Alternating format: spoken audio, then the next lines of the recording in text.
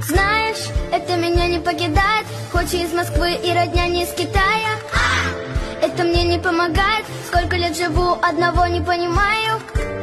В чем вообще логика русского языка? Это сложный предмет, вроде правила есть, но в них смысла вообще нет. Заберите у меня смартфон, ведь автозамена не спасет.